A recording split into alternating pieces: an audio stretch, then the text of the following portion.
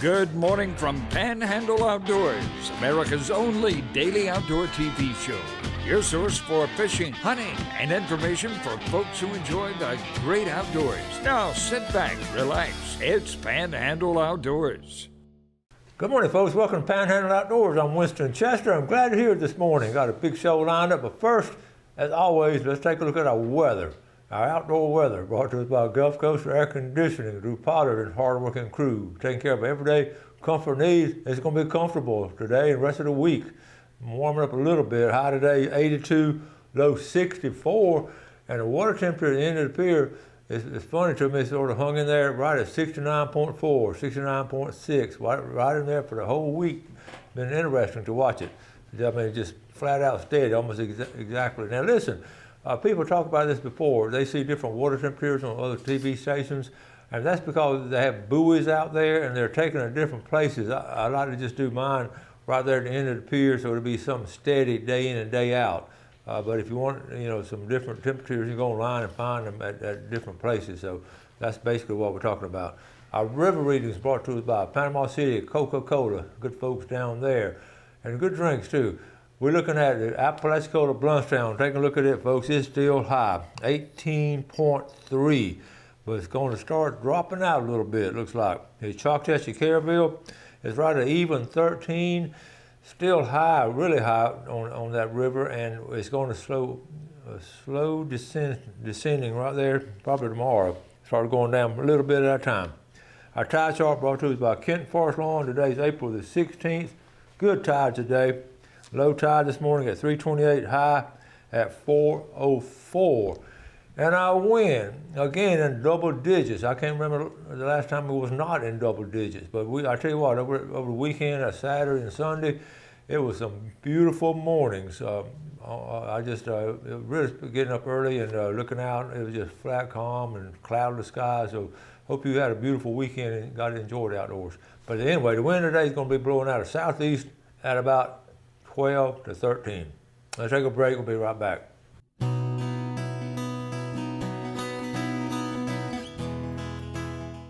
Okay, welcome back. We're always talking about young people involved in all kinds of outdoor activities, and it's always rewarding to see some results from it, really on the financial end of it and education-wise, because these bass teams that started, high school bass teams, started a little while back, and they just grown and grown. But one of the steady bass teams here in the Florida Panhandle have been the Liberty County Anglers. Now, with that being said, I just talked to some folks. They're going to start a bass team at Mosley High School next year, and they really want all the other schools. And it's going to take interested parents. The faculty really most of them don't bass fish, but it's going to take some interested parents to do it. And I'm going to talk about that later. But let's move on to. But every high school in Florida Panhandle should have a little bass fishing team, girls and boys. And anyway, this right here, Liberty County Anglers. Just the first couple of sentences. Liberty County Angler Ridge Faircloth is taking a full ride on the Troy State University Express. Congratulations to Ridge for signing a scholarship, Troy State University Trojans. And it goes on there, and I'm going to show you some pictures. These are just some of the kids at Liberty County signing different scholarships, okay? Softball, football, baseball, and Liberty County High School. Here is Ridge with his folks right there, got Troy. So congratulations, we're so proud of you, and the folks there's a lot of work behind this, and it's just really cool to see that. That's with I think his teammate there. All right, isn't that cool? And there he is. Got him the little cake. Let's see if we can blow up. There's the cake. Congratulations, Ridge. Always signings are always enjoyable. Okay, so congratulations, and we'll try to keep y'all posted on what's going on. Speaking of posted, we don't do politics on this show at all, but we got an election coming up this year. Of course, the general elections in November and the primaries in August the 20th.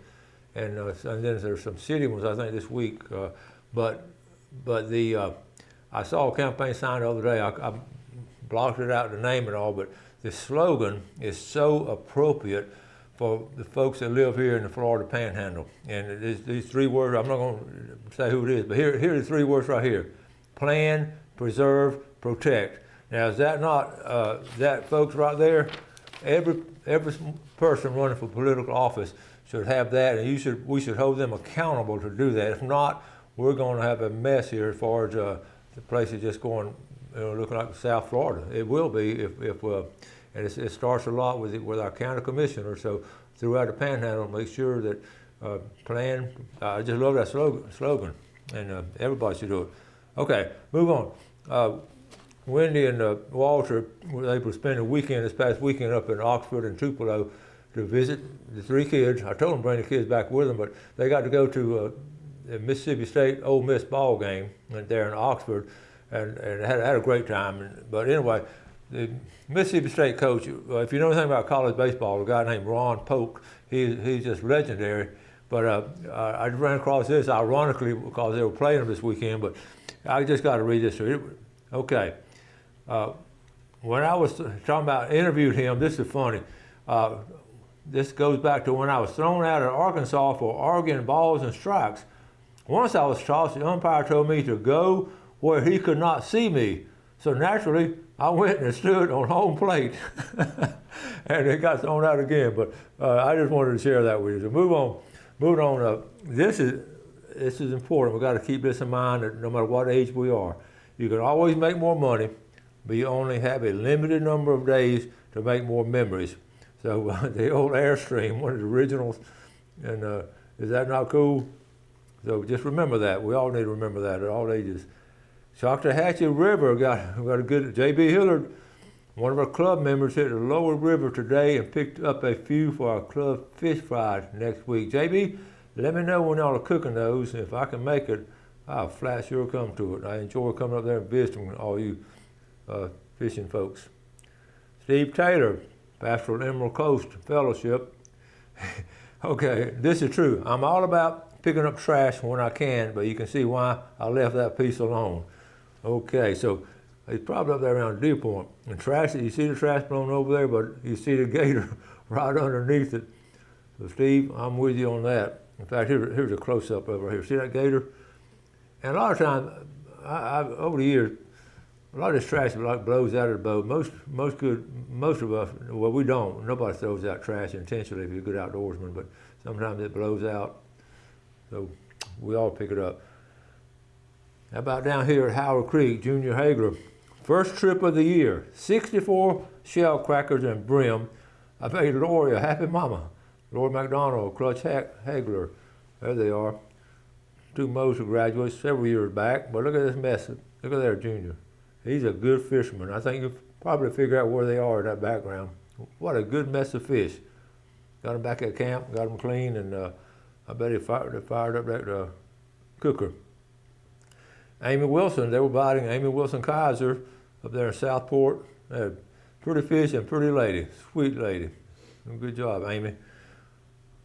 This is good. This is Brett Donner. Hey, Winston, my son, Brent Donner, harvested this 23-pound, 12-inch beard, 1¼ inch spur at 8 yards about an hour after daylight. Great way to start the season in Kentucky. They're just starting the season up in Kentucky.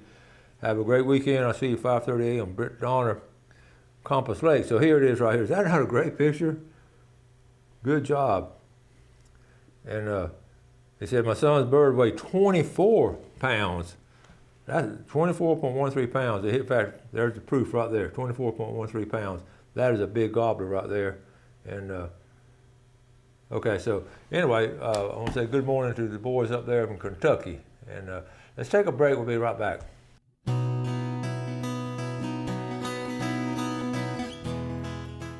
Okay, speaking of turkey hunting up in different states, and Kentucky and Alabama, got theirs going. Judge Shane Van loves to hunt this up there in Peterman, Alabama. Here he is right here. Here's a quote: "I absolutely love playing this game." And okay, so we went up there. The 3 couples went up there for Christmas and hunted up there. Spent a weekend and had a wonderful time. Good job, Judge Shane Van, big outdoorsman there. Scoop Jackson over here at Cape San Blas. This is interesting. Great day on the Cape. That's this past weekend. No redfish, but the whiting bite was hot. And this is a group. He didn't catch all of them. A group of them, they fish together. But the whiting, this is really good fish. I haven't talked a lot about whiting because I've been talking about pompano. But these are really good eating, and good job, Scoop Jackson. Shelby Parks, watch out for a black bear in the area of East Highway 38 near Long Branch Road. Sadly, we lost our Coco early this week to him. Coco was my baby. So I'm guessing, this is a picture. On the right, of course, you can see the bear. And I think Coco must be one of the turkeys. It may be the one on the right because it looks a light colored. But anyway, I guess that bear got in there and got Shelby's turkey, Coco. So be aware of this. This is over in Mobile, and I know most of us won't be able to go there, but it's a great idea. They call it Echo Wild. It's going to be an outdoor expo at the Mobile Convention Center, and I've been to a convention center. It's a great place to have something. I'm showing this, so I wish we could get the folks together and do something like that right here locally. So May 10th and 12th, and just different days. And what they're doing, designed for the entire family. So if you want to go there for the weekend, that'd be a cool thing to do. Hunting and fishing, outdoor lifestyle, educational sessions. This reminds me of the old Florida Sportsman Series rock wall. I mean, is this not cool or what? Food trucks, cooking demos. I mean, this. Some of y'all go there and get their lineup, and let's see if we can get some sponsors together and put that together here. Alan Courtney sent this to me this last week. The winners. Here's the winners of the Winter Trail Classic. Todd McGlon and Algie Wade, 23.35 pounds, and Lunker at 8.98. Let's round that off to a 9-pounder out of White City. So here's Todd and Algie Wade. That's some good fishing right there, and I love fishing out of White City boat ramp. It's so Gulf County's done a great job with that. Okay, moving on along. They sent this over here in Navarre. We're talking about Navarre Pier the other day. This is Navarre. This is not down here over at Outer Banks or somewhere, because the tower is at Navarre. And that was, it was a foggy morning. Folks, can you believe that? Is that not crazy? I never thought I'd ever see that here in the Panhandle. So I don't know why they're in one spot. Remember last week how windy and cool it was? You can see they're dressed for it. I have never seen that many surf rods here anywhere in the Florida Panhandle, over in Navarre. And what that is now, I'm going to tell you the reason that is, because it's on government property around Eglin. Eglin owns that, so they can fish it, and they don't have to worry about the homeowners running them away, being ugly. This is a good way to get a tattoo. I showed this a while back. I want to show it again. If your kids want to get a tattoo, tell them to go ahead and get one on their leg so you can measure your fish on their leg. Okay. Our buddy Steve Rogers. Okay, this is cool. Good afternoon, Coach. We've been out of state. Remember, he was going camping. We've been out of state for a few weeks, but back home now. I tried to keep up with the show as we could. I did get to enjoy a New York street vendor hot dog. I pray all is well with you. Check this out. New York City, he got him a hot dog and a Panhandle outdoor cap. Is that not cool? I think that might have been the first time Panhandle outdoor cap has been up there in New York City. So if you go somewhere, remember we've had them at the Eiffel Tower, any kind of Panhandle outdoor clothes and all. That's just cool. Good job, Steve. Glad you're back home safe. I hope all is well with you. Billy Grantham sent this. Here's a pretty picture of Janice Roberts from Alpha on the Chipola River. And that's some of his kinfolks up there. That is a pretty picture. Thanks, Billy, for sending that. This is one I was talking about last week about the Navarre Pier. The boy that caught that, he was the first cobia. This is last week. And I was saying he caught the first one in 2015 and 2016 season. So Dalton Morrison, I don't know him, but I'm glad to see that bait and tackle store out there. They do a good job sponsoring it. And speaking of pompano, something we're talking about, bleeding it out on the left. Okay, see the fish on the left. Okay, one fish on the left, one fish on the right, and the one on the right has been what we call bled out. You just put it and let the blood just sort of come from it. Put it in a bucket and all. But on one on the left, see, it's a little more bloody. But I honestly, I just washed mine off really good. But you can see a little bit of a difference, especially on the right-hand side of the fillets on the right-hand side of each. Where it's cut right there, you can see a little bit of difference. But anyway, it's a good idea if you have time to do it, and just want to share that with you. Coming up now, we have all kinds of tournaments coming in May. Third annual Red Holland Memorial Project graduation, $2,500, first place. And this is going to be down at end of the road landing. And here's the phone number right here, Kyle Whitfield. Right there is phone number, so check it out. And that money goes to a good cause right there. Let's see. One more picture before the break. I love it. Houston Taylor, he's been on before. He fishes. He is an avid fisherman, folks. Now he caught this 8-pounder. 8-pounder is a fine bass. Okay, so I got another picture to show you. So here he is. Okay. That afternoon, he was catching bass in the morning and planting corn in the afternoon. He's about to be 8 or 9 years old, and is that not cool? I mean, that's how. That's the reason he's so healthy and all. He's staying active, fishing and farming. It don't get much better than that.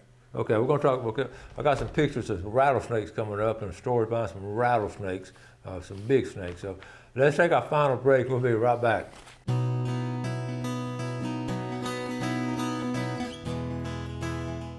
Okay, welcome back. Let's take a look at our fishing game times today, brought to us by Blue Water Outriggers in Port St. Joe. Good folks down there and just a great outdoor store.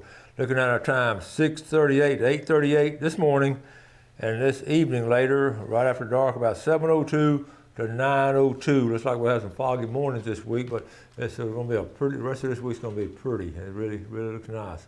We're talking about. I'm always talking about things in the outdoors, and most of these pictures we get are local. And I know I know a lot of folks that send them. In fact, I know just about all of the folks that send that stuff to me.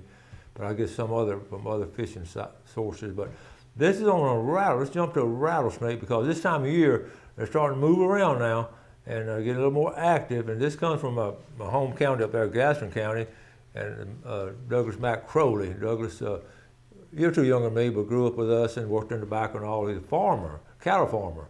And I mean, he's a serious cattle farmer, has a family farm and been doing it for a couple of generations. And he knows his outdoors, and he's like all of us outdoorsmen are really, we're conservationists, and we, of course we'll hunt and fish and we'll eat what we kill, but at most part we'll let the rest of nature, we leave it alone, try to support it, and try to keep it going. But when it comes to rattlesnakes, it's sort of a situation where I've talked about it before. If I'm up in the woods and all, I'm just going to go around them and leave them alone.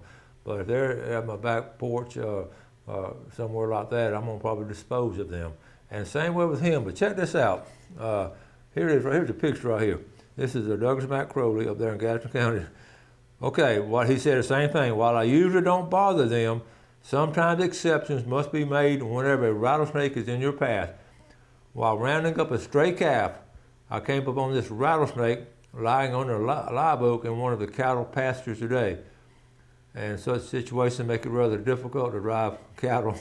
And here it is right here. Here's a better picture of it. That is a huge rattlesnake. And he's talking about his calf. These young cattle, they'll knock one down when they hit it when he's that big, the force of the strike. So I understand where you're coming from, Matt Crowley, and good job on that. And the thing about it, it's nice to what I just read about. He went back to get a stray calf. You don't hear that kind of language much anymore. People talking about farmers having to do that. Cattle farmers he's always got his feet on the ground doing work, and it's great to have that still going strong here. We never talk about the farmers and cattle farmers doing enough stuff. So moving on, talking about fun. Mark Thomas, the Thomas family. I've known them several generations. They're really good fishermen. Love fishing. Mark, probably in his 50s now, I think. Okay, this sums it up right here. Brimmed a cobia last weekend, but you don't have to worry about snakes in the trees while looking for demo coblings. He's a great cobia hunter. So here's the situation here, okay? He's got a big outdoor fire, and so he's out fishing down there. Speaking of snakes, looking at that, can y'all see the snake? I couldn't at first, and I started zooming it in. I'm going to zoom in slow to see if you can find that snake. Y'all see it? Is that not a water moccasin on our river system right there? And guess where he came from? Out of that hole. Y'all see him now? So he's fine sunning.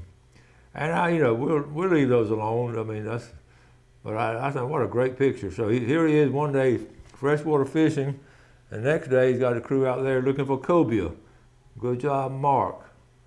The Thomas family, like I say, way over there in Parker, and they go way back as far as outdoor folks and everything. This is special to me. I'm going to take my time and read this, okay? Panhandle Outdoors. Y'all can email me on the website, okay? J.B. Durham sent this. Okay, here it is. I hope you can read along with me. I love your show, but my good friend Greg Mills sets his day by your show. Greg, also known Blind Man, and I graduated together from Bay High in 1980. Greg is a native to Panama City Beach, an avid outdoorsman. He started working charter boats as a teenager about 10 years ago. About 10 years ago, as a teenager he worked it, and about 10 years ago he went blind, is now disabled, but he still watches or listens. He's very independent, but of course lonely at times. He lives on Hilltop near the Dolphin Ramp. He has a very vivid imagination, and it comes alive listening to Mr. Winston Chester. Greg has some stories for sure, from shark fishing to whitetail in West Texas. He's still an avid cook, making his own sausage. Great show, keep it up. It really helps my buddy Greg. Thanks, J.B. Durham.